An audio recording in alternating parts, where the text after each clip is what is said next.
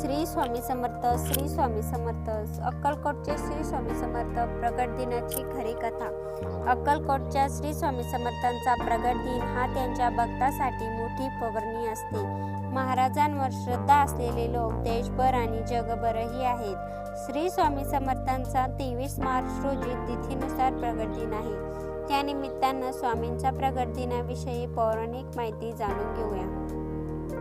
श्री स्वामी समर्थ अर्थात अक्कलकोट स्वामी हे 1856 मध्ये अक्कलकोट येथे अवतरले असे सांगतात. त्यांनी महाराष्ट्रात अक्कलकोट येथे दीर्घकाळ वास्तव्य केले होते. श्री स्वामी समर्थ अर्थात अक्कलकोट स्वामी हे श्रीपाद वल्लभ आणि श्री नरसिंह सरस्वती यांच्यानंतरचे भगवान श्री दत्तात्रयाचे तिसरे पूर्ण अवतार म्हणून ओळखले जातात.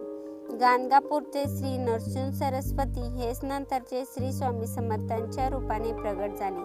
1459 मध्ये वाहक वैद्य 1 शके 1380 रोजी श्री नरसिंह सरस्वती स्वामी महाराज यांनी गाणगापुरास निर्गुण पादुका स्थापन केल्या. यानंतर ते शैल्य यात्रेचे निमित्त साधून कर्दळी वनात अदृश्य झाले. याच वनात त्यांनी 300 वर्ष कठोर तपश्चर्या केली. या काळात मुंग्यांनी त्यांच्यावर रचले. एके दिवशी एक लाकूड तोड्या वनात आला. लाकडे तोडत असताना त्याच्या हातातून कुऱ्हाड निसटली आणि वारुळावर पडली.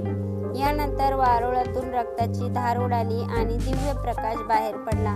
त्या वारुळातून एक तेजस्वी व्यक्ती बाहेर आली. हेच अक्कलकोटचे स्वामी समर्थ महाराज. आपल्या हातातून घडलेल्या घटनेमुळे लाकूड तोड्या घाबरला होता. मात्र स्वामींनी लाकूड तोड्याला अभय दिले आणि ते देशाटनासाठी निघाले. देश फिरून ते शेवटी मंगळवेढ्यातून अक्कलकोटमध्ये दाखल झाले असे सांगितले जाते.